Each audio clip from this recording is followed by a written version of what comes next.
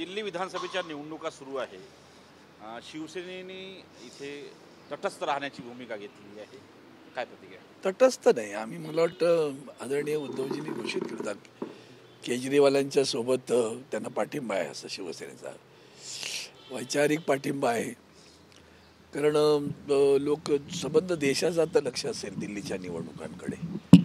दिल्लीच्या विधानसभेमध्ये दोन्ही वेळेला ज्या मताधिक्यानं अरविंद केजरीवाल निवडून येत आहेत ते खरं तर आश्चर्यकारक गोष्ट आहे मोठी.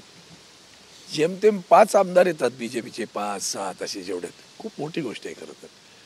यावेळेला मात्र अनेक आव्हानं उभी राहिलेली आहेत.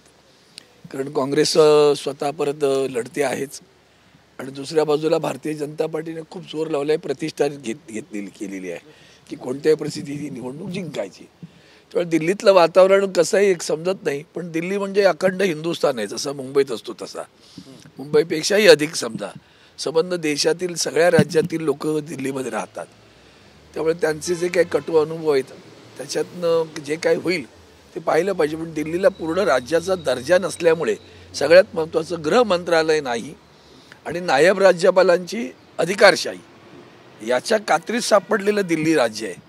आणि त्या राज्याला प्रगती करताना कालही लोकसभेमध्ये भाषण करताना असा एक उल्लेख आला की जर दिल्लीचा विकासाची गोष्ट अधिक जोरात झाली असती जर त्यांना मुक्तपणे कारभार करू दिला असता तर.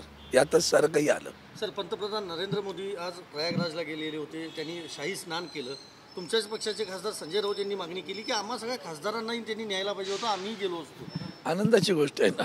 मला वाटतं राऊतसाहेबांनी जे बोलले त्याच्यावर आणखीन काही भाष्य करण्याची गरज नाही आहे. शाही स्नान करायला हरकत नाही. गंगेत स्नान, श्रद्धा हा असा वेगळा विषय आहे. तुमची श्रद्धा किती आहे आणि किती मनापासून तुम्ही ते करता. ते घरात एक कटवती मी गंगा म्हणतो, मन चंगा तो कटवती मी गंगा. तो जिसका मन चंगा है उसे कटवती मी गंगा मिळती है. दिल्ली विधानसभेच्या निवडणुकीच्या दरम्यान आज मतदान आहे असं असताना नरेंद्र मोदी हे स्नान करायला जातात, त्यामागे त्यांचं राजकारण आहे असंही बोललं. 100% खरं आहे ना. मी काल म्हटलं, मी रोज असं म्हणतो की भारतीय जनता पार्टी प्रत्येक पाऊल उचलते ते कधीही सामाजिक नसतं, ते राजकीय असतं. तुम्ही साधं बघा, आपलं अधिवेशन केव्हा आहे आमचं आणि निवडणूकची तारीख पहा. मग निवडणूक आयोगाला माहिती नव्हतं का की इथं बजेटचं अधिवेशन, अर्थसंकल्पातलं अधिवेशन असणार आहे. त्यांना माहिती होतं अर्थसंकल्पाच्या अधिवेशनात अशा काहीतरी घोषणा करतील. ते निश्चित पाहिजे कोड ऑफ कंडक्टच्या विरोधात आहेत त्या. म्हणजे 12 लाखापर्यंतचं आमचं कर्जमुक्त करणं ही चांगली गोष्ट आहे, लोकांना आनंद वाटणार आहे. ती का केली गेली असा विचार केला तर लक्षात येईल की ताबडतोब दिल्लीची निवडणूक आहे. कारण मुळात दिल्लीमध्ये जास्तीत जास्त लोक ही नोकरदार वर्ग आहे, त्यातून सरकारी नोकरदार वर्ग आहे. त्याला जवळ कसं आकर्षित करायचं त्याचा हा प्रयत्न आहे. त्यांचं कालचं भाषण पहा तुम्ही. टॉयलेटपासून सुरुवात केली त्यांनी. 2014ला ते स्वच्छता अभियान बोलले होते, 2025ला परत त्यांनी टॉयलेट सांगितले. हे कशाचं होतं काय? दिल्लीतल्या निवडणुकांसाठीच त्यांचं सगळं भाषण झालं कालचं सुद्धा. आणि म्हणून त्यांचं जे काय असतं ते राजकीय असतं. आज काय होणार? निवडणूक सुरू आहे, तुम्ही बातम्या निवडणुकीच्या दाखवायला जाणार, पण ते त्यात काय होणार?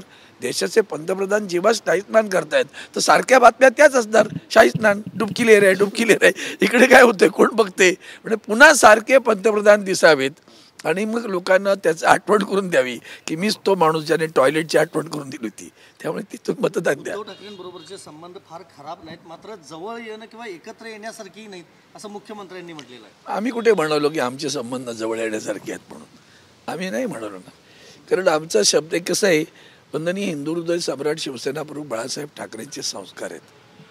तुम्हाला कदाचित अलीकडच्या राजकारणातल्या लोकांना ते पटणारे नसतील किंवा पचणारे नसतील.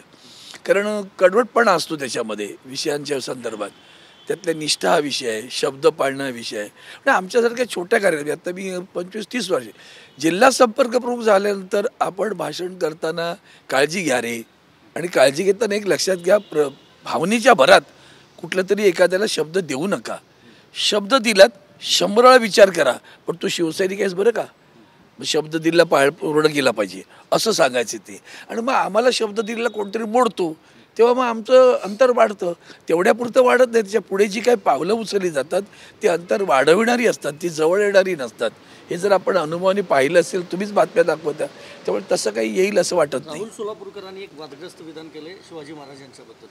मला वाटतं काल त्यांनी माफी पण मागितलेली त्या विषयावर. मग कसं त्यांच्या मुखातून गेलं तर त्यांचं त्यांना ठाऊक. पण आपण या देशातली जैवत आहे ती, छत्रपती शिवाजी महाराज असू द्यात, शाहू फुले आंबेडकर असू द्यात, या माणसांनी देशात क्रांती घडवली आहे बरं का. एक तर मुळात सगळ्यात त्याचा पायाच छत्रपती शिवाजी महाराज आहेत. या सगळ्यांचा पाया छत्रपती शिवाजी महाराज. स्वराज्याची संकल्पना देशातल्या कुठल्याच राजाने नाही मांडली ना. जिजाऊंनी सांगितली आणि छत्रपती अंमलात आणली ती स्वराज्याची संकल्पना. आणि मग त्या स्वराज्यात जातीविरहित मावळे होते, स्वराज्यासाठी उभे राहणारे. मग त्याच पायावर हे सगळे मोठी सगळी नेते झालेले आहेत. आणि म्हणून ह्या सगळ्यांनी दैवतासारखी माणसं आहेत. यांच्याबद्दल वाह्यात कोणी बोलू नये असं मला वाटतं. आणि ते काय जे बोलले ते काय स्वीकारार्ह नाही, किंबहुना धिक्कारार्ह आहे.